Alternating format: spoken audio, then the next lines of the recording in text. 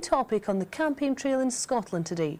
But as Tim Reid reports, while most parties have identified at least some of the cuts they're planning, the SNP has different ideas. Last-minute preparations for the final debate. The countdown to polling day starts here. And the focus tonight, the economy stupid. The new political landscape will depend on who voters think is right. The Nationalists accuse the other parties of hiding huge budget cuts beneath the waterline after an independent report did likewise. They've made visible only a mere fraction of the plans that they have, leaving out the £1 billion of additional cuts below the surface. And like an iceberg, it is that enormous bit that remains unseen that poses the greatest risk and threatens the greatest damage. But not everyone agrees with the Nationalists' analysis.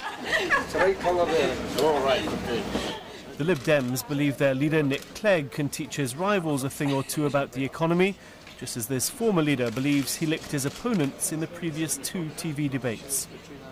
Nick Clegg is going for gold.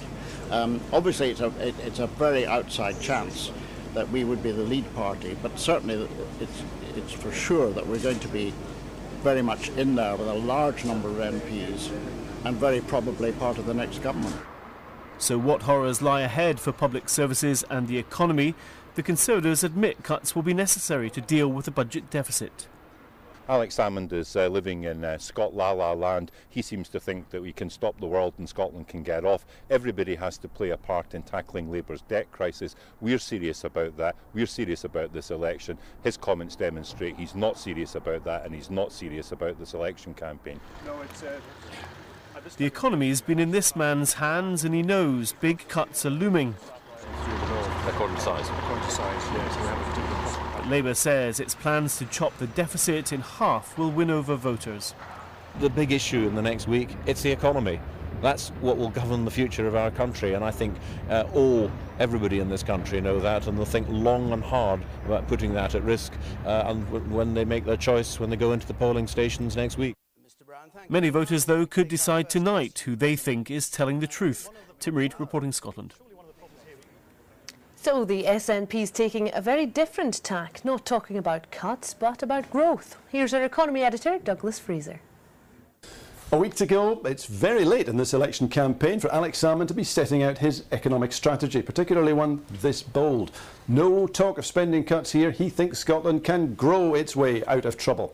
Unlike the other parties who are looking to sort out the deficit within 5 years or so, the SNP leader has a 15-year horizon. So how would his plan work? Well, start by cancelling big projects. No more nuclear missiles, for instance. Then continue the recent squeeze on public services, requiring more efficiency each year. Then, how to get the economy growing again. Well, first, the SNP leader wants to keep on public spending until business growth is more secure. More growth, more money earned, means more tax revenue. Throw in offshore oil tax and a share of spending on the London Olympics. Mr Salmond then cites economic research that suggests a boost to growth if Scotland takes control of taxation. And if the SNP wins independence, he reckons growth will be boosted further. Does this all stack up? Well, it's a very long time horizon when Britain's finances need urgent attention. There are uncertainties and risks along every bit of this plan. And who's to say that economic theory is reliable? This looks like a plan that gets Scotland on track eventually, and with a lot of optimistic assumptions that things will all go Mr Salmond's way. You cannot cut your way out of a recession. You have to grow the economy. It's lack of growth that got us into this problem in the first place. You've got to have the economic powers in Scotland to enable Scotland to grow and to have renewed prosperity. That is a plan that people will rally behind. One possible reason this is being raised so late in the campaign, it's not aimed at voters next Thursday so much as Holyrood's elections next year. Schools could be facing the first teacher strike in more than 20 years. The BBC has learned Scotland's largest teaching union is considering a one-day stoppage. It expects widespread support from staff and parents concerned over cuts in school spending. Here's our education correspondent, Shaunak McKinnon. Could this be just a taster of what's to come? Some 10,000 staff and parents at a march last month over cuts in spending. Teachers' leaders say more action is needed. People have spoken about cuts, and they have referred